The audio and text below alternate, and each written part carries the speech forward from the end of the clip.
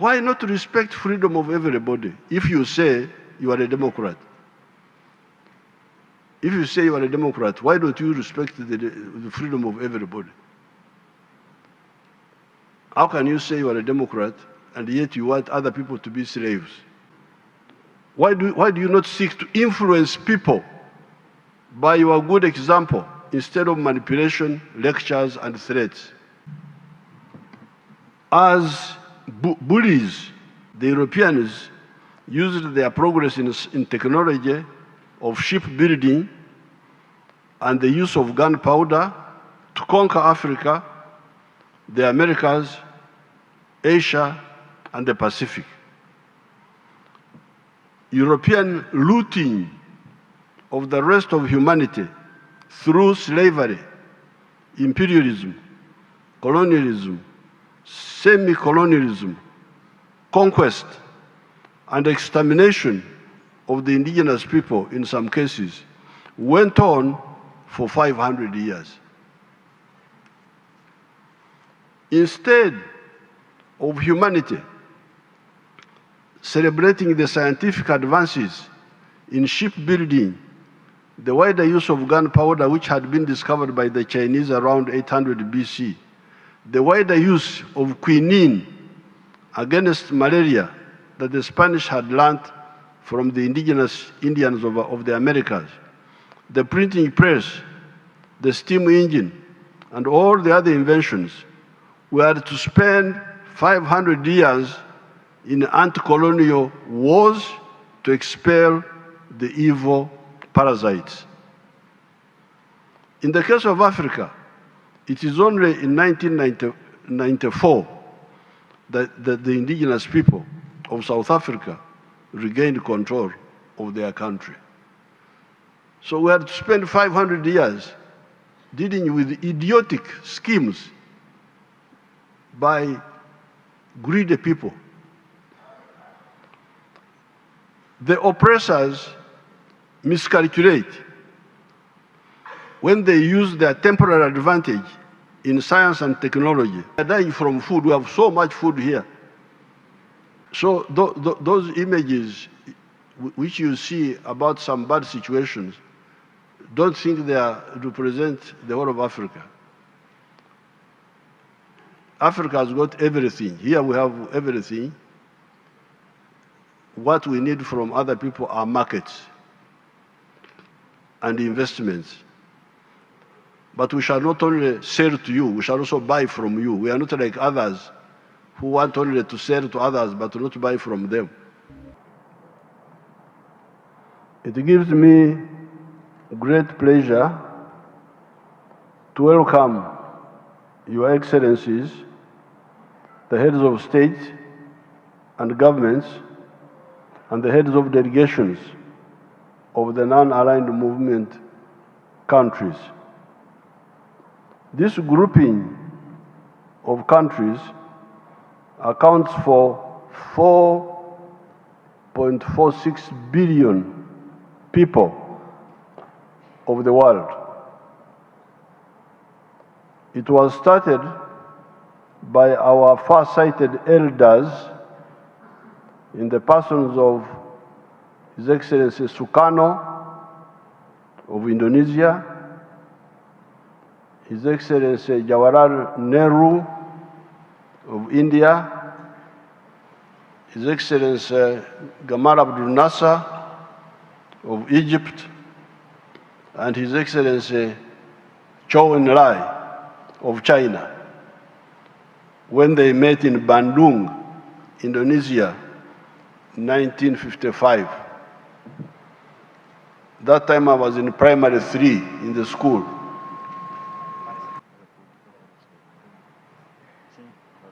The first summit of the non-aligned movement took place in Belgrade, Yugoslavia, in 1961, and was attended by Afghanistan, Algeria, Burma, Cambodia, Ceylon, Congo, Cuba, Cyprus, Ethiopia, Ghana, Guinea Conakry. I think here we're talking of Guinea Conakry. India, Indonesia, Iraq, Lebanon, Mali, Morocco, Nepal, Saudi Arabia, Somalia, Sudan, Tunisia, United Arab Republic, Egypt, Yemen, and Yugoslavia.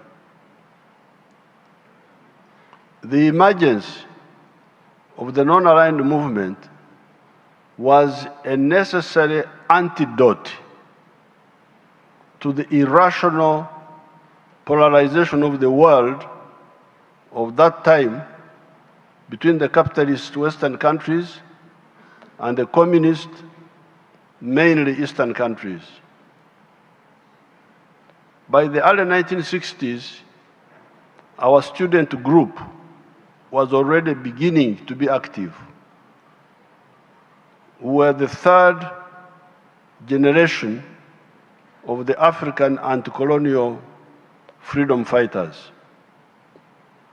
The first generation had been the African-American Pan-Africanists, such as Marcus Garvey, George Padmore, W.B. Du Bois, that had been joined by those who founded the African National Congress of South Africa in 1912.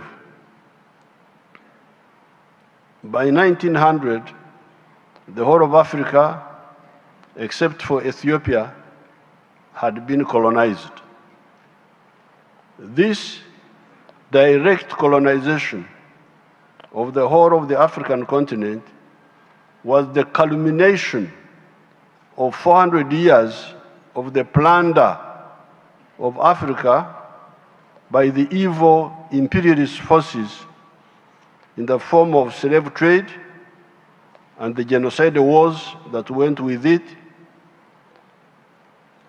The newly discovered Americas, Asia, China, and the Pacific, Australia, New Zealand, and so on, had been similarly aggressed, colonized, semi-colonized, like in the case of China, and plundered.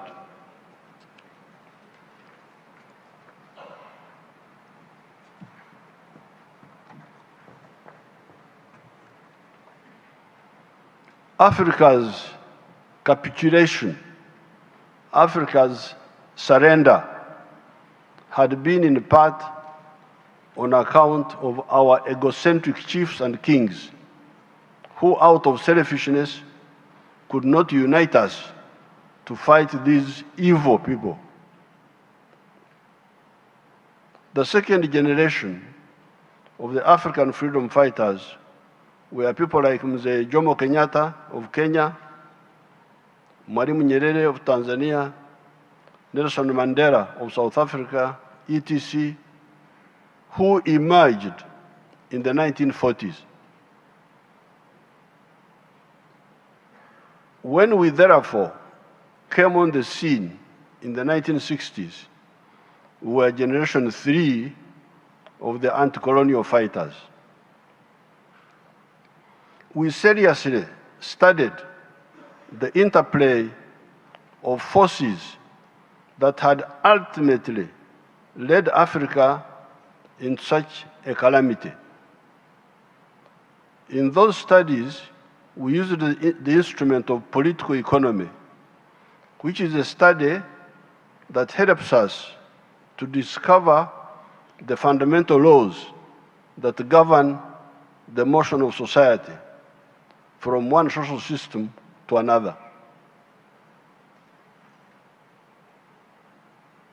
What prompts society to change from one form of social system to another? That was our big study.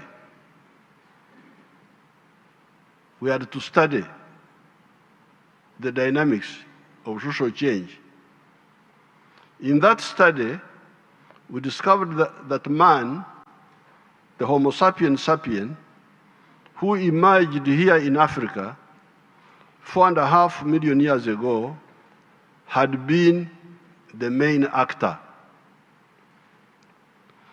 Initially, this wise man, that is what Homo sapiens sapien means, was coping with the oppression of man by nature in the form of the floods, the droughts, the diseases, the wild animals, the earthquakes, etc. These natural phenomena were, of course, oppressing other creatures, such as the wild animals, the plants, as well.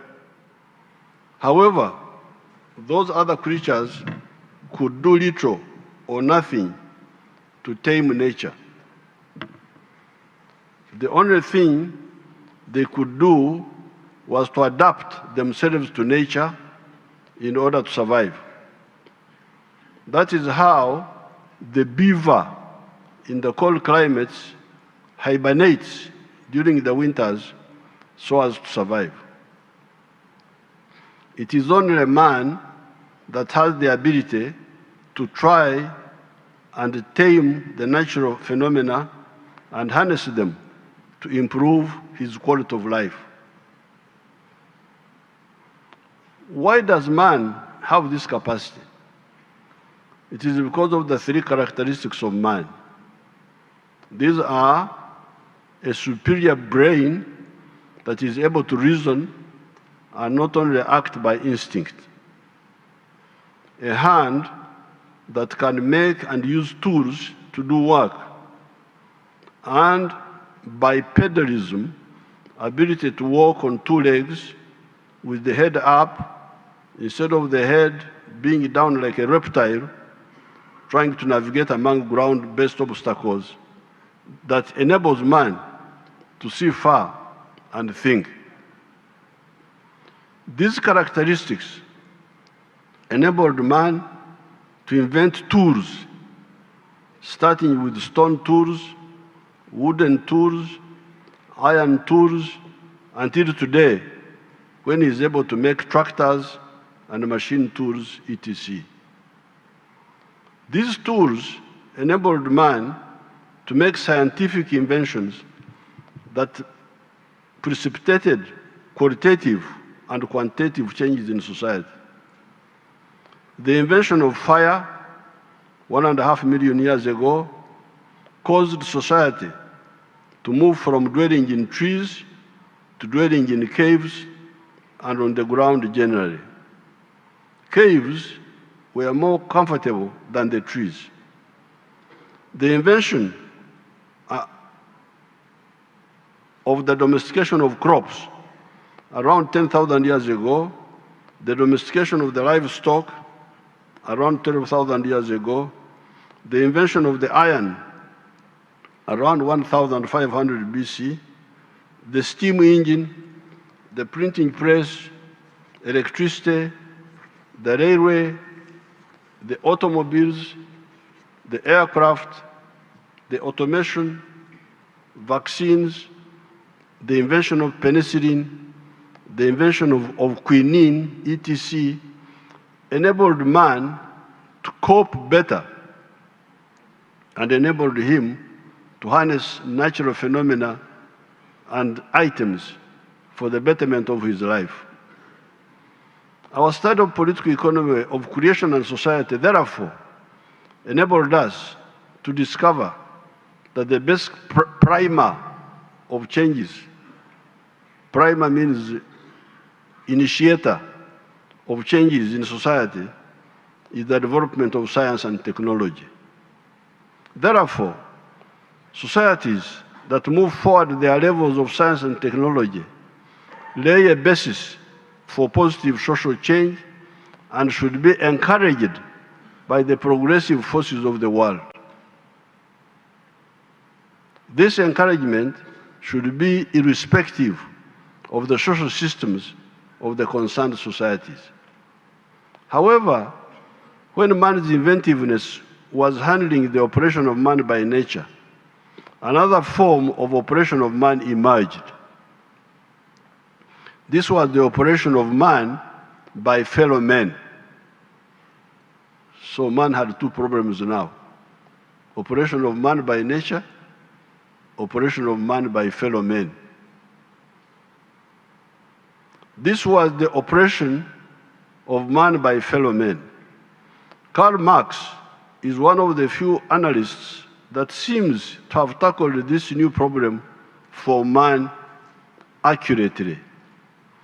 He pointed out that it was only during the time of the primitive communalism, when man was still living in hunter-gatherer societies, that society was free of oppression of man by fellow men.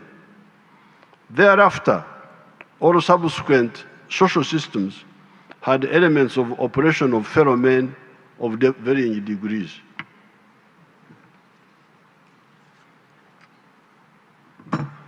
This was in the form of wars of conquest, wars of aggression, slavery, imperialism, neocolonialism, colonialism, feudalism, primitive capitalist accumulation, chauvinism, etc. When you are outside there, you may get stereotypes about Africa, that Africa, they have no food, they are starving. Here we are dying from food, we have so much food here.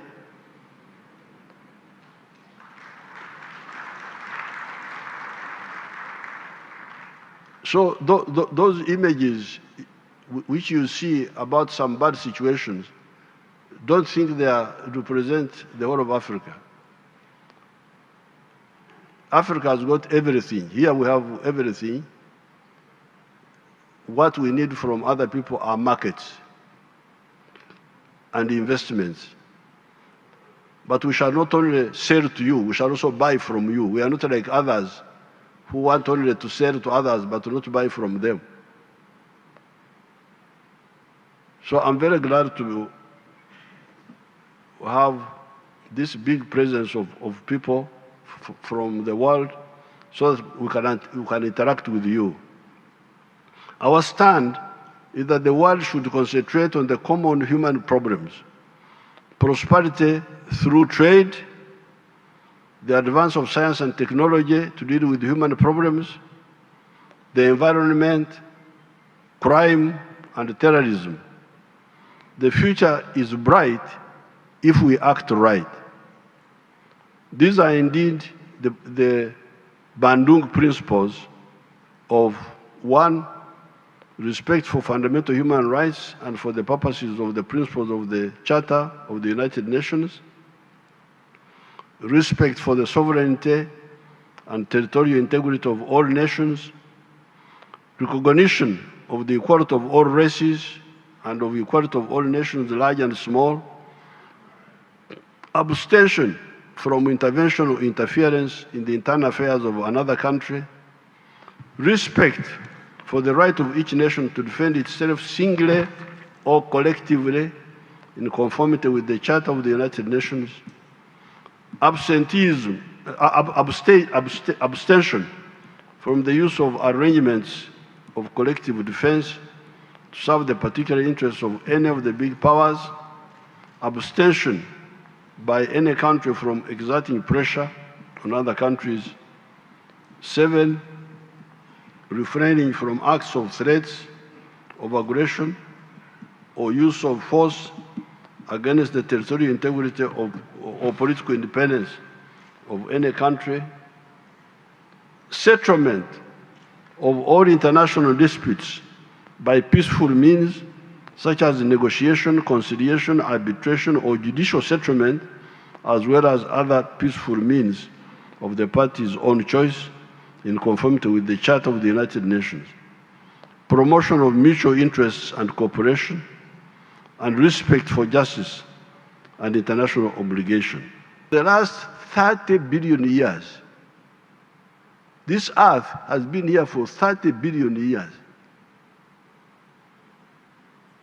The human society has been here for the last 4.5 million years. Now you come, within 20 years, you think what you think is the only correct thing. You must be sick.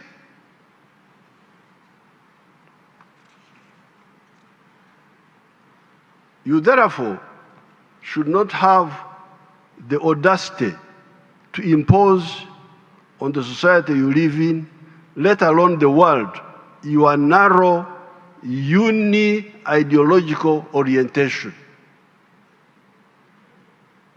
Here in Uganda, we rejected the concept of uni-ideological positions. Our movement started as a multi-ideological political force. We had capitalists, we had socialists, we had Marxists, we had feudalists. They're all. That's why we call our movement movement, not party. Because a party is uni-ideological. Communist party, capitalist party, those are uni-ideological. Our force is multi-ideological because that's what fits our society. In conclusion, the strength of the non-aligned movement should be used to exercise considerable influence, particularly at the UN, for the effective transformative process for a better common future. In the negotiations for the Pact of the Future, the outcome document of the upcoming United Nations Summit of the Future, to be held in New York in September 2024, we should clearly define priorities that favor developing countries by maintaining unity, solidarity, and collective coordination among our member states in line with the Bandung principles. I assure you all that my team, led by the permanent representative in New York, has my full support to chair the coordinating bureau of the non-aligned movement. I thank you and I welcome you all to Uganda. Thank you very much. Really, I don't think we are helpless. It is just we're not organized. How can we be 6 billion people? How can they be helpless? The ones who are helpless are the other ones, the other smaller group. But because we are not organized, we look helpless. But I can assure you, if we organize ourselves, we are not helpless. Now, finally, for our brothers and sisters from outside Africa, I want to mention to you that Africa has got huge potential. It is a huge continent, 12 million square miles. You can fit India into Africa 12 times, and India would fit there. But Africa is the origin of man. All of you here are are either Africans or former Africans.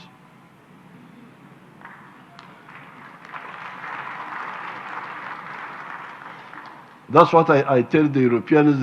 They just laugh. I tell them that all of you are former Africans.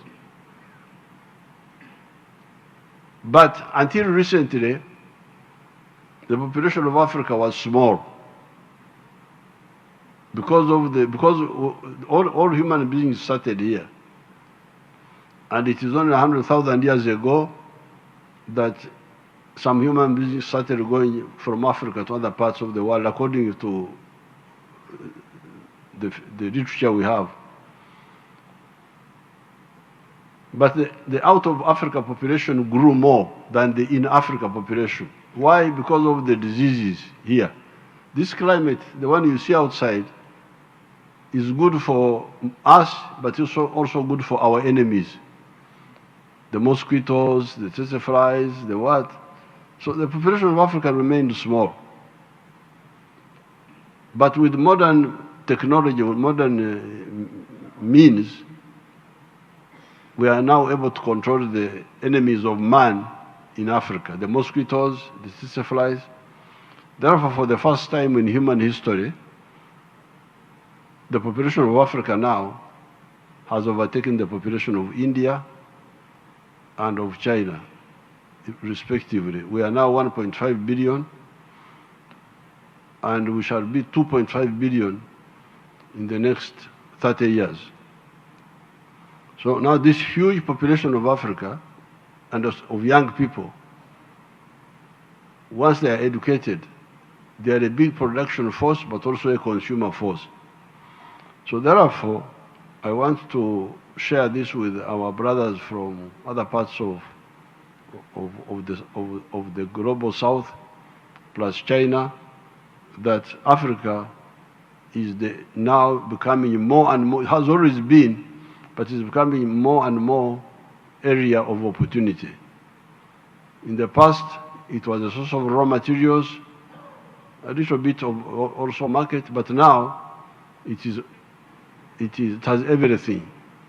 The raw materials, the production force, the consuming force. So bear this in mind. There is insecurity here, insecurity there, but when we get together, we can solve those problems. They only become unsolvable when we don't work together. As you can hear, even by 1970, a lot of Southern Africa was in chaos. Mozambique, Angola, and so it was in war. But now Southern Africa is totally peaceful, except for Congo. Therefore, even insecurity will be controlled. And I would want to just conclude by telling your brothers and sisters from outside Africa that please, Africa is becoming more and more an area of economic opportunity. Some years ago, I got some good investors from, I think it is Indonesia, who wanted to invest in palm oil. We were importing a lot of palm oil from Malaysia, from Indonesia. They came and invested here in the islands. That lake there has got many islands. They came and invested in the island there. Now we are producing quite a bit of our needs of the palm oil which we need for making soap and all that is now being produced here. So therefore, opportunities are plenty. I'm glad you came.